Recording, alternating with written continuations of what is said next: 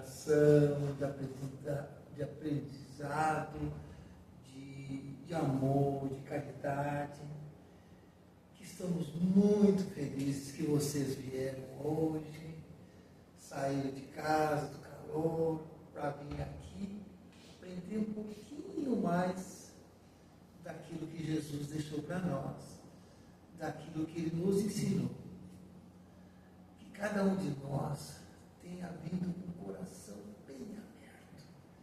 bem aberto, para pegar aquilo que for falado nessa noite e guardar lá dentro. E usar durante a vida. Porque só saber não vai valer a pena. Tem que praticar. E que essa prática seja no dia a dia. Em casa, fora, com amigos, com estranhos, fazendo aquilo que Jesus gosta que a gente faça. Fazer para o próximo aquilo que nós gostamos que faça para nós. E vamos fazer uma pequena oração, fechando os olhos e pensando nele, em Jesus, em Deus, nos espíritos de luz, nos espíritos da nossa família, que já não estão com nós, mas que sempre estarão nos acompanhando, nos ajudando. E nós temos que fazer a nossa parte, ajudar a eles, fazendo as nossas orações, às vezes dirigida para eles, mandando aquela energia para que eles fiquem bem também. Que essa noite a gente vai pensar bastante em Jesus, naquilo que Ele deixou para nós. Cada um vai fazer a sua própria oração, fazer o seu pedido, fazer o seu agradecimento das coisas boas que Jesus nos deixou. Muito obrigado, meu Deus. Muito obrigado, Jesus.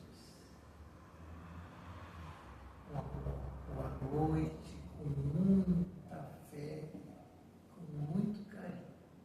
Que assim seja. Que assim seja. Evalda, é contigo agora.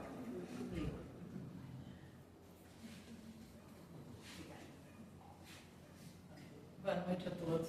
Boa noite. É sempre uma alegria retornar e vir trocar alguns ensinamentos, porque não é somente nós que aprendemos, todos nós aprendemos juntos.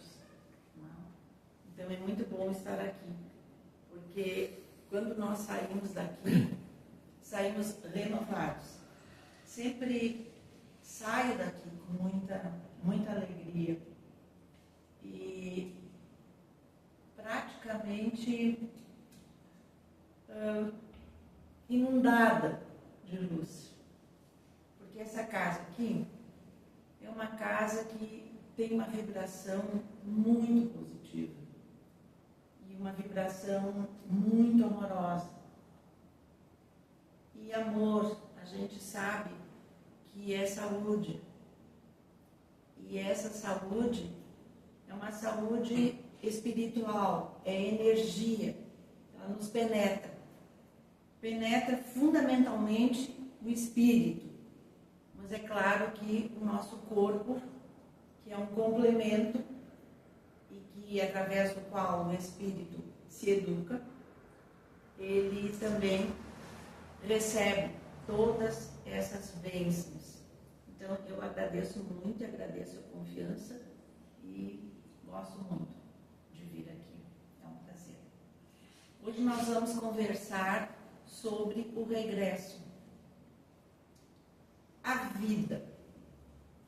A vida que acorda quando nós fazemos essa viagem por esse túnel de luz que nós chamamos de morte, e que na verdade a morte é o espírito que depois de completar aquele tempo, ele, através desse programa, ele vai sendo retirado, e a retirada é dos pés para o alto da cabeça.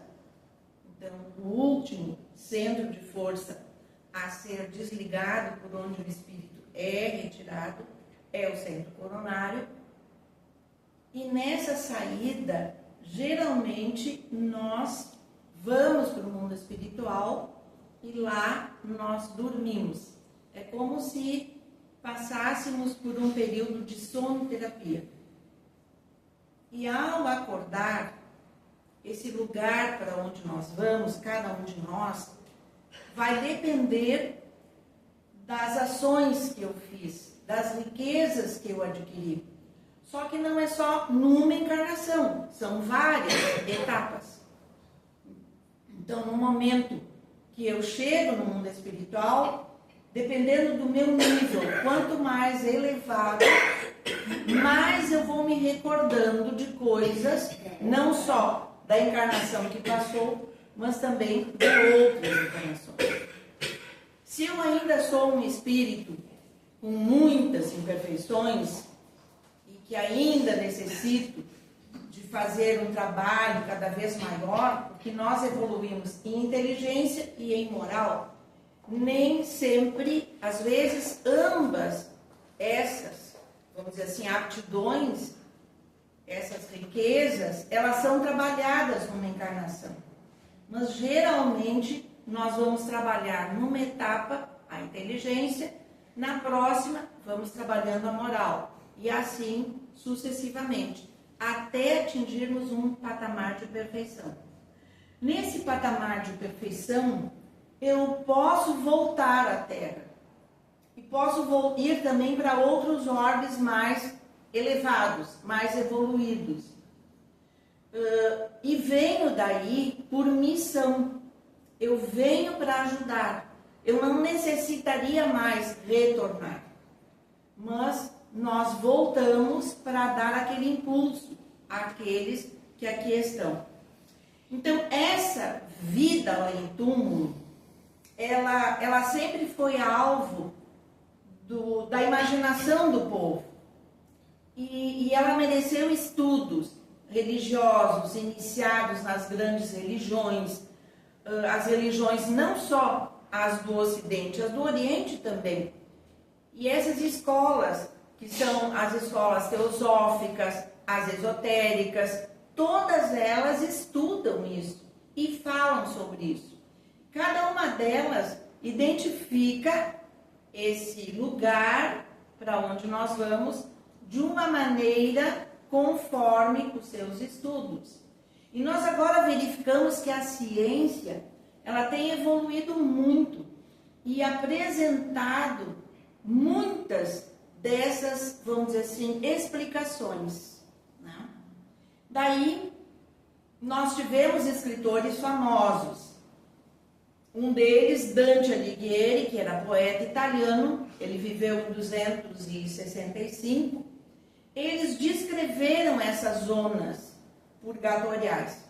Também tivemos homens, mulheres, místicos, que eles, nas percepções que eles tiveram desses lugares, devido às experiências pelas quais eles passaram, de êxtase, de coma e de quase morte, eles também trouxeram relatos. Anos atrás, 2 anos atrás, eu tive um amigo que ele passou por uma situação. Depois, dali a um tempo, desencarnou, ou seja, faleceu. Ele teve um coma e praticamente foi diagnosticado como morto. Ele morreu. Alguns tecidos ficaram, vamos dizer assim, trabalhando, né? E E ele não foi dado totalmente como morto, tanto que ele estava no UTI e ficou ali. E de repente ele acordou. Acordou, dali a um tempo ele se restabeleceu e foi para casa. E ele me chamou para conversar, porque nesse período do coma, desse período que ele ficou praticamente numa morte, ele foi para uma porção de lugares. Ele foi para muitos lugares. Ele voltou no tempo, na Terra. Ele foi para lugares na Alemanha durante a Segunda Guerra. Só que ele identificava os locais. Ele conversou com muitas personalidades que ele identificou, porque davam um nome, conversavam com ele, davam um nome. Levaram ele para muitos lugares. Lugares assim, com máquinas, com tecnologia muito mais avançada que na Terra e outros. Então, assim, os relatos dele eram muito firmes, eram muito concretos. Ele descrevia de maneira assim muito real.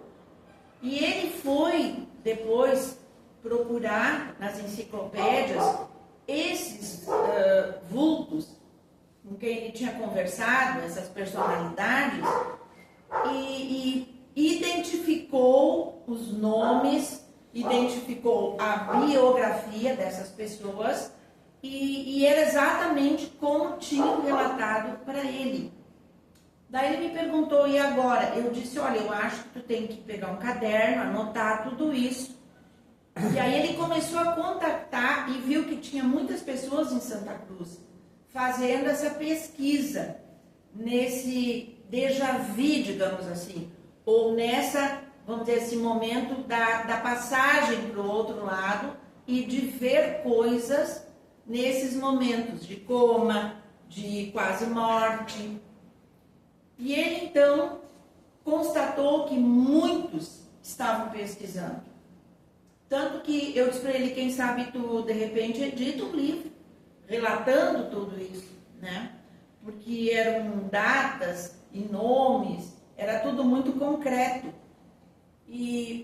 Mas um ano depois, ele faleceu. Não sei o que ele fez com os relatos, né? Não acompanhei com a família. Mas assim, ó, nesses comas, quase morte, essas pessoas vão para o outro lado, veem essas situações e de repente voltam. Também aqueles nossos amigos, parentes, quando estão nesse momento desse desprendimento, que já está começando a desprender, a gente conversa com eles e eles começam a relatar. Eu vejo luzes, eu estou vendo uma casa, estou vendo uma cidade, eu estou vendo flores, eles veem pessoas, né? Meu pai relatava, eles estão sentados aqui na minha cama, meu filho. E aí eu dizia, eu converso com eles. Então ele dizia, estou conversando, eles estão dizendo que tá na hora, mas tem um túnel de luz. Então muitos enxergam essas belezas. Claro que nem todos têm essa visão. Divaldo nos disse que o filme Ghost, do Outro Lado da Vida, é o mais correto que existe. Tudo que está nesse filme, que é um filme já mais antigo, tudo é perfeito. Ele disse que só tem uma coisa que não é bem como a realidade. É no momento em que a médium está de um lado da porta e a esposa ou moça, né, com quem ele convivia, porque ele é assassinado, né, num assalto, e ele fica no ambiente, na verdade até para ajudar, os espíritos conservam ele ali, depois então ele vai. E essa médium, que apenas escuta os espíritos, ela não vê, mas ela então ajuda nesse contato todo, em desvendar toda essa situação, né? E aí tem um momento que ela vai na casa para avisar, né, essa esposa, né, companheira dele, de que ela está correndo perigo, E ela não acredita, não quer abrir a porta, deixar ela entrar. E ele então pede uma moeda, passa por baixo da porta, a moeda levanta. No filme a gente vê ele com a mão levantando aquela moeda, colocando na mão, né, dessa esposa e companheira, e aí dizendo o que ele sempre dizia para ela. E ela então identifica, abre a porta, a médium entra e o filme continua. Muito bem.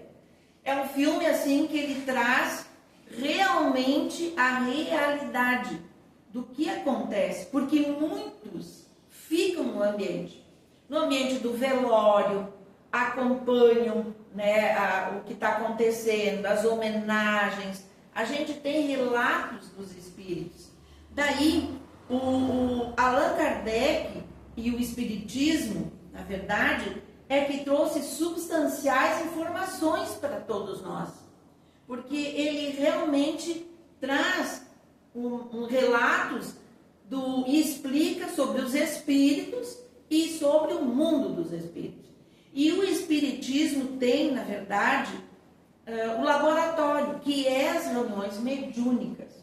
Porque a reunião mediúnica, que com médiuns sérios, que estudam, moralizados, os espíritos, eles vêm. Na nossa reunião, na reunião que eu participo, nós temos as reuniões todas as segundas-feiras.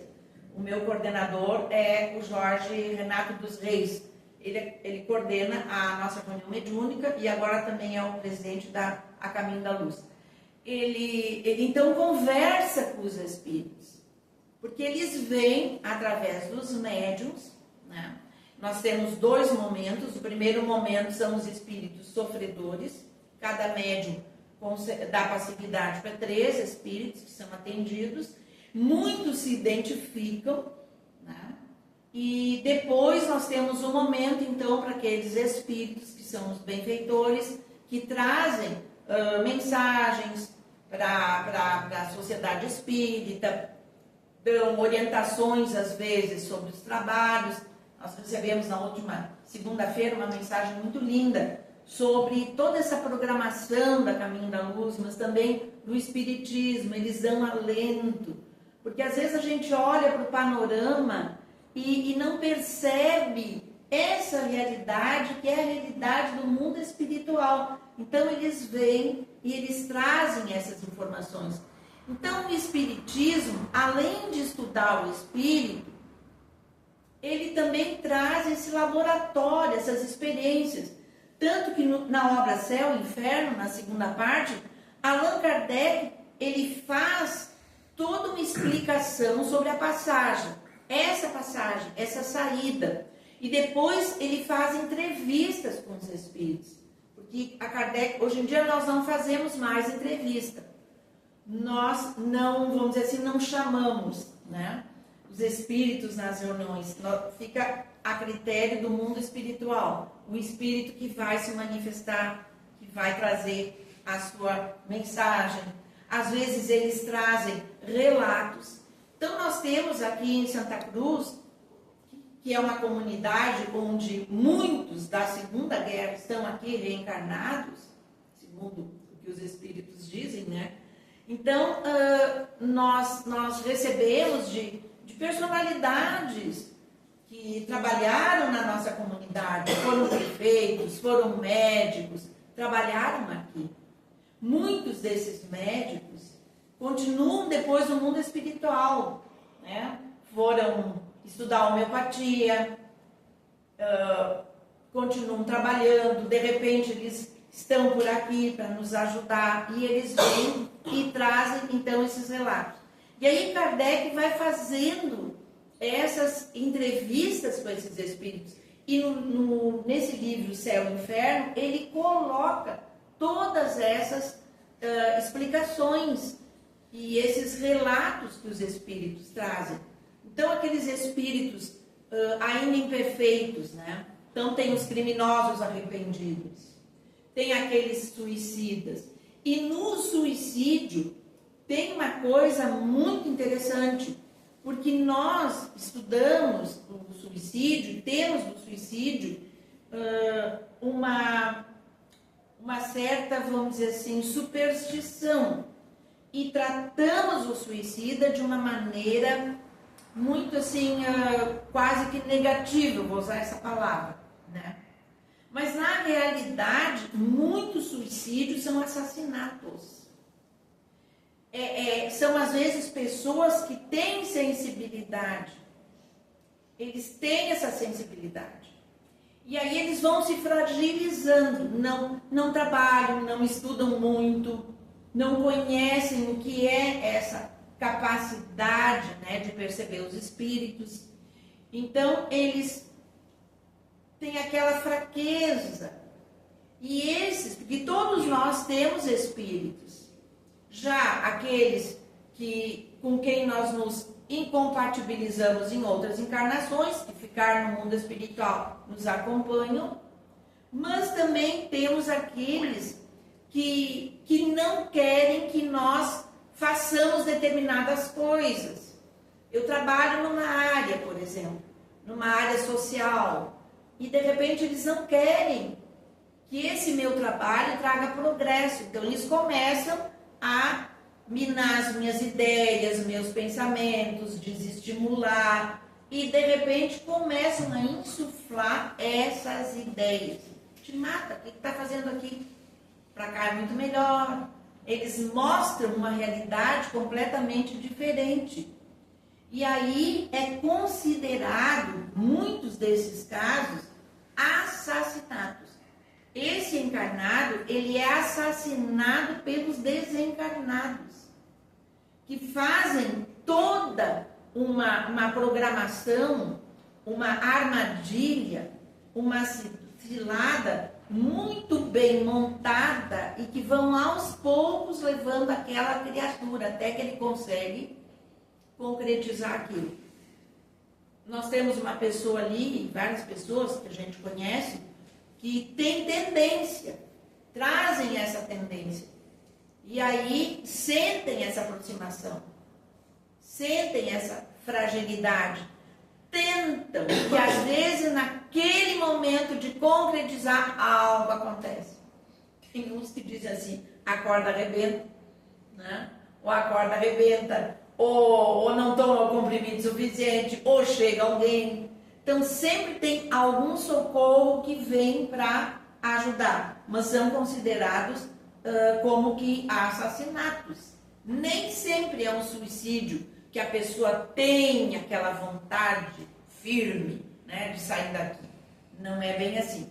Então, que nós possamos, na abertura, foi falado aqui, da nossa vivência atual. Que nós possamos realmente viver de tal maneira. Aproveitar bem o tempo, a hora que passa, nas mínimas coisas que nós fazemos, na nossa profissão, na vida social, que nós sempre saiamos dos acontecimentos, dos encontros com as pessoas, deixando uma aragem perfumada, deixando aquela situação como que resolvida. Porque quando eu chegar do outro lado, de repente eu começo a visualizar. Não fiz isso, não deixei aquilo pronto. E agora, aquele bem lá que eu tenho, como é que ficou tudo enroscado? Como é que eu vou fazer? Né? Que nem uma vez eu assisti uma abertura de um trabalho em Farroupilha, o Divaldo ia fazer a palestra, e estava ali o Mendes Ribeiro, com a esposa, o pai. E o Mendes Ribeiro, ele foi convidado então para fazer a abertura, isso já faz muitos anos. E na abertura ele disse, eu vou contar um caso.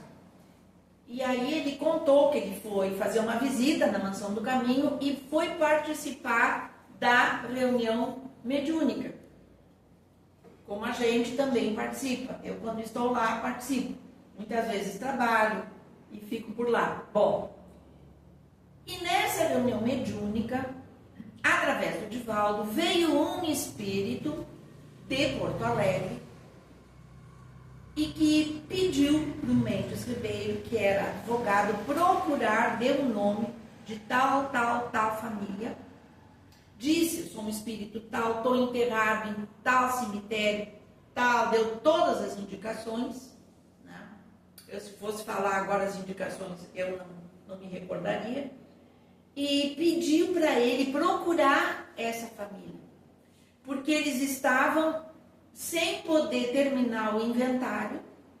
Ele tinha bens, mas os bens estavam todos enroscados e a família estava passando por dificuldades financeiras, monetárias.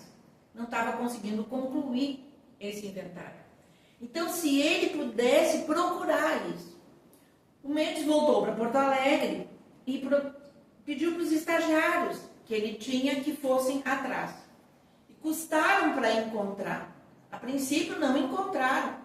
O tal do indivíduo, aquele enterrado em tal cemitério, aquela parte não existia mais, e assim foi. Bom, então não existe, tá, não existe. Mas de repente deu aquele lampejo, vai lá em tal lugar, aí foram lá numa paróquia, o padre disse, não, essa parte do cemitério realmente ainda continua. Aí foi lá num livro muito velho, muito antigo, e achou, realmente está aqui, foi enterrado, assim, família tal. Aí foram atrás, descobriram. E aí ele conseguiu, né, através de todas essas indicações que o Espírito deu, resolveu o inventário. Claro que demorou. E aí conseguiu, então, devolver para aquela família os recursos que eles precisavam. Então, esses espíritos, eles voltam, eles vêm para nos dar um alento. E aí é claro que nós temos aqui uma série de situações. O tempo talvez não seja possível. Mas a primeira aparição, claro que é Jesus. Naquele terceiro dia depois da morte de Jesus, o que aconteceu? A Maria de Magdala, Pedro, João, algumas mulheres vão para o sepulcro. Amanhecia, um lugar muito lindo, aquelas rosas, os perfumes. E ela, Maria, se afastou do grupo, era madrugada, até foi detectado, olha, a porta está aberta, quer dizer, aquela pedra foi afastada e o corpo não está mais, então ela ficou por ali, naquilo ela viu alguém de costas. E ela achou que era o jardineiro do José de Arimateia. Mas quando o homem se volta e olha para ela, claro que ela grita, Rabone. E ele diz, não me toca, porque eu ainda não subi até o meu pai. Mas vai e dize para os meus discípulos que eu voltei. Diz para eles que eu estou vivo. E aí ela corre, entra na sala, gritando, empurra a porta, e diz, ele voltou, eu vi. Ele mandou dizer aos seus discípulos que ele voltou. E aí muitos duvidam, Tomé duvida, os outros, que a gente conhece a história. Mas então, só para dizer que Jesus ressuscita, para mim é o momento mais importante de todo aquele cerimonial da Páscoa. Porque é o momento da comprovação do Espírito. O Espírito continua vivendo. Não é mais aquele corpo de matéria densa, mas é um corpo fluídico, um corpo de luz. Quantos de nós vimos esses nossos amigos, parentes? Aonde? Em sonho. Muitas vezes nós dormimos. De repente saímos e eles estão ali nos esperando, nos levam. E muitas vezes nós lembramos, e ao voltar a gente tem a nítida certeza e a sensação de que realmente estivemos com eles. Eles nos mostraram que estão bem. Eu tenho pessoas assim que me procuram para conversar, como muitos, eu acho que é porque eu tenho mais tempo, mas relatam situações. Ai, nem imagino. Eu tive um sonho, eu tenho certeza que era ele. Ele me abraçou e disse, eu estou bem, estou aqui vivo, estou me recuperando, daqui a pouco já vou ajudar. Na nossa sociedade espírita, como aqui, deve ter muitos espíritos, muitos trabalhadores que já desencarnaram, mas continuam aqui, não perenemente, mas continuam assessorando. Eu sou encarregado do trabalho da assistência, sou da evangelização, eu estou encarregado de assessorar os expositores na palestra, e eles estão aqui. Por isso também nós sentirmos essa vibração. Então aqui tem muitos relatos. Tem Joana de Cusa, que Joana de Cusa é o espírito de Joana de Ângeles. Joana de Ângeles, que é a mentora de Divaldo Pereira Franco, teve muitas encarnações. E uma delas foi Joana de Cusa, que foi no ano 68 depois de Cristo. Ela acabou se tornando, depois que Cusa faleceu, ela tinha 2 filhos, e depois ela se torna cristã. Ela vai nas catacumbas, ela é presa com um grupo de cristãos, e ela é amarrada ao poste do martírio, na arena, né? Naqueles circos, que eles então faziam todas aquelas...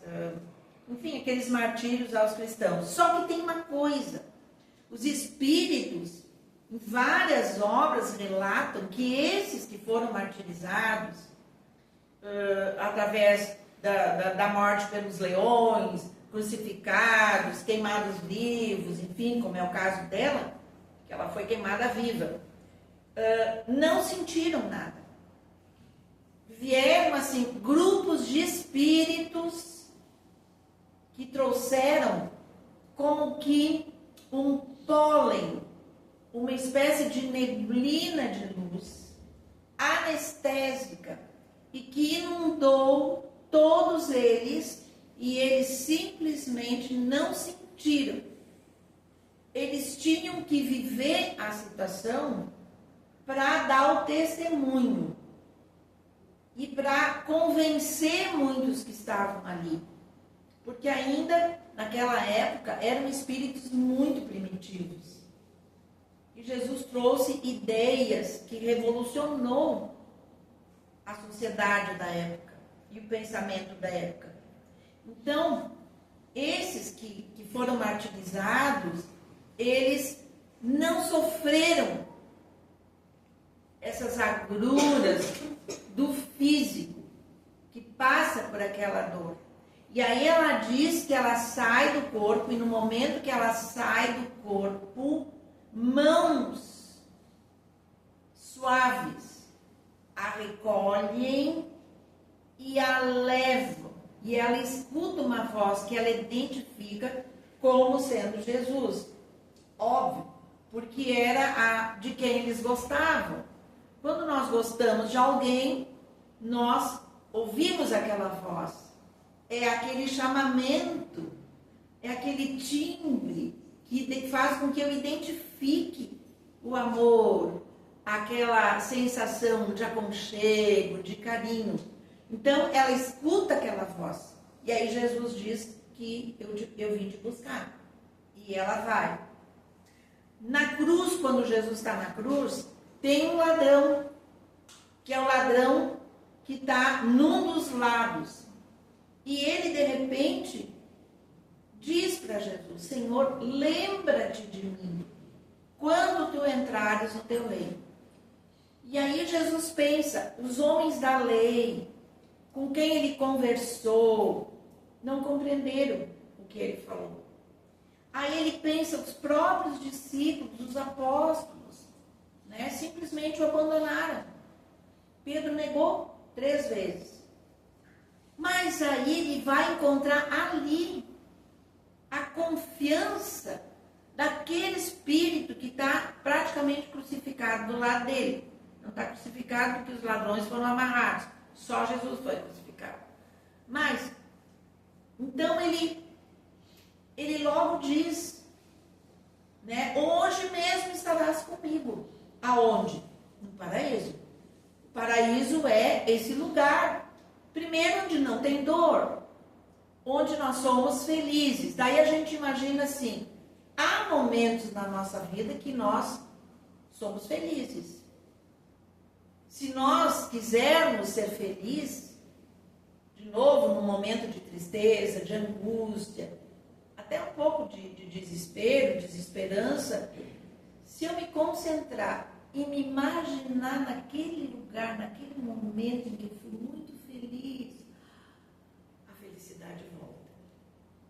E eu me sinto feliz de novo.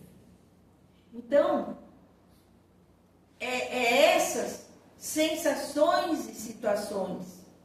E daí Bezerra de Menezes. Bezerra de Menezes, ele faleceu 11 de abril de 1900. E é claro que ele era conhecido como o apóstolo do espiritismo no Brasil, médico dos pobres. E onde é que ele vai? Ele vai para um hospital dormir. Ele está dormindo. Bezerra de Menezes, quem estudou a biografia dele, ele era médico e ele era muito devoto de Maria Santíssima. Ele meio que ficou um agnóstico. Até que alguém, ele já tinha uma certa idade, alguém, né, deu para ele um exemplar do Livro dos Espíritos.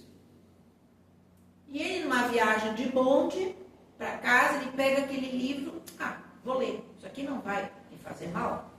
E ele lê de um fôlego. E quando ele fecha o livro, ele diz, se isso aqui é espiritismo, então eu sou espírita. E aí ele se declara espírita. Lá nesse hospital, no mundo espiritual, ele está dormindo. E Maria Santíssima, de quem ele era muito devoto, envia o espírito Celina, como uma mensageira, vai lá e acorda o Bezerra. Acorda e leva ele. Então ele estava num quarto de hospital, com uma sacada, e ela chega e acorda. Bezerra, acorda. Aí ele acorda, já está no mundo espiritual. Porque Bezerra ficou, quem leu a biografia dele, ele ficou vários meses completamente paralisado. Ele não se mexia, só os olhos se moviam. Até que ele desencarnou. Faleceu. E aí ele acorda e ela diz, vem Bezerra, vem comigo. E leva ele para a sacada. E quando chega lá, eu imagino assim, aquele pátio que tem interno assim nos hospitais, né? E ali estava cheio de pessoas, mas claro, espíritos, todos eles, né? Não com aquela luz assim muito forte, mas todos com aquela luzinha, aqueles camisolão, né? Meio assim de vapor, de luz, e todos eles saudando, Bezerra, Bezerra, doutor Bezerra, e abanando para ele, né? E bem-vindo. E ele disse para ela, mas Celina, eu não sei quem são, eu não conheço ninguém. Ela disse para ele, esses são os anônimos que tu ajudou ao longo do caminho. E a gente sabe de todo o trabalho de Bezerra de Menezes, o amor que ele tem pelo Brasil. Daí quando eu penso nessas situações que o Brasil passa, agora diziam assim, estamos às portas de uma revolução, vai ter revolução. Aí a Revolução Civil no Brasil é uma coisa meio estranha, né? Mas o Brasil é um país interessante. Nós não tivemos conflitos. Não tivemos nenhum conflito com nenhuma nação. Tudo aqui no Brasil se resolve de repente.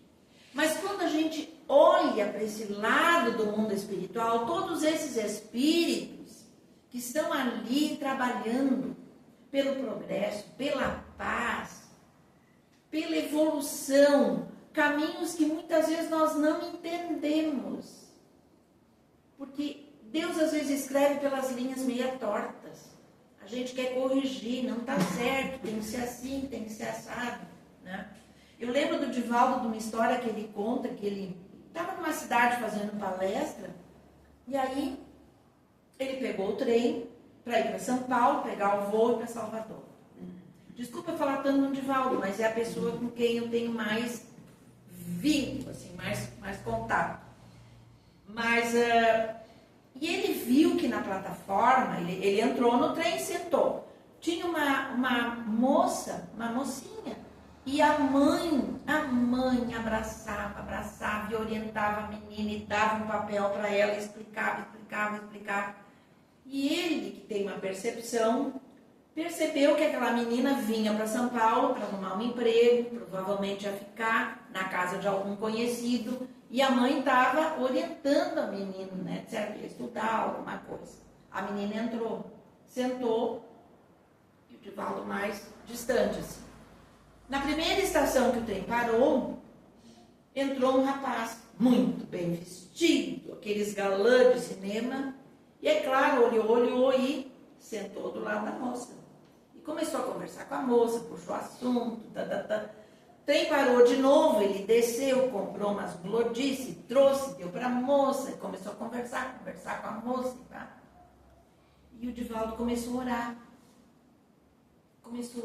Orar, pedir ajuda. Ele pensava naquela mãe tão preocupada com aquela filha, pedindo ajuda naquilo. Ele disse que viu um espírito, quase como de uma rainha espanhola, com aquelas roupas adamascadas, com aquelas pedrarias. E o espírito entrou pelo trem, cumprimentou o Divaldo e foi na moça. E começou a dar como que passes na moça. E o Divaldo pensava assim, tá errado. Não é na moça, é no rapaz. Tem que afastar o rapaz da moça. E o espírito, dando passe na moça, olhava para ele como que dizendo, eu sei o que eu estou fazendo. E aí daqui a pouco o espírito terminou, olhou para ele, cumprimentou e saiu, desapareceu. E ele pensou, mas está tudo errado. Daqui a pouco a moça teve um engulho e vomitou por cima do rapaz, sujou toda a roupa dele. Na primeira estação o rapaz desceu e não voltou mais. E aí o Divaldo sentou com a moça e perguntou, está passando bem e tudo? Ai, que vergonha. Ela disse, vomitei naquele rapaz tão fino, tão educado. Daí o Divaldo disse, mas você vai fazer o quê? Vou para São Paulo, assim, mas o rapaz me disse que não. Que ele tinha uma outra casa, com uma outra pessoa, muito melhor, que ele ia me levar para lá, ia cuidar, eu ia ter um emprego melhor, ganhar mais. Então, assim, há situações, como os espíritos interferem na nossa existência. Então, quando eles estão do lado de lá, eles vêm e nos ajudam, eles vêm e nos orientam. E aí a gente tem Paulo de Tarso, tem Maria Santíssima, que de repente viu aquele mendigo que chega e ela acolhe e na verdade era Jesus. E Jesus, minha mãe, vem te buscar. E quando ela vai com Jesus, é aquele mundo de luz, de alegrias, é aquela felicidade. Então lá é aquelas cidades, eles relatam. Eu estou morando numa casa, numa rua tal, tem flor, a cidade é assim, é assado. E eles vão falando e vão relatando. E a gente vai então tendo essas imagens e esta visão. Daí, o importante é nós nos prepararmos para sair do corpo. Nós pensamos muito no que sentimos quando estes que nós amamos vão. Sabemos que eles estão vivos. Mas o importante é nós nos prepararmos, porque daqui a pouco nós estamos saindo do corpo e sentimos falta de hábitos. Aquele chimarrão que eu tomava todo dia, eu vou chegar lá, não tem aquele chimarrão. A conversa com aquele meu amigo, por enquanto, não tem mais. Então é preciso cuidar desses hábitos, não me apegar tanto. E ir me preparando. E também deixar tudo organizado. Para quando eu for para lá, aquelas imagens e ideias de preocupação. E agora o que nós vamos fazer com essa casa? Ele não deixou nada escrito. O que vamos fazer? Mas onde é que vamos enterrar? Com que dinheiro? Com que isso? Com que aquilo? Se nós providenciarmos tudo, os que ficam vão ter mais tranquilidade. E nós vamos receber energias de luz, energias de paz, de bem-aventurança, nesse mundo espiritual, onde nós vamos acordar e continuar vivendo. Então, que possamos ter essa noção de que hoje nós estamos preparando o desencarne, de que hoje nós já estamos nos desvinculando desses tecidos e estamos logo mais viajando por esse mundo de luz. E que possamos ter essa vida tão plena de realizações positivas, que ao chegarmos lá, esses amigos, esses bons espíritos, possam estar nos recebendo com muito amor e com muita paz. Vamos orar, agradecendo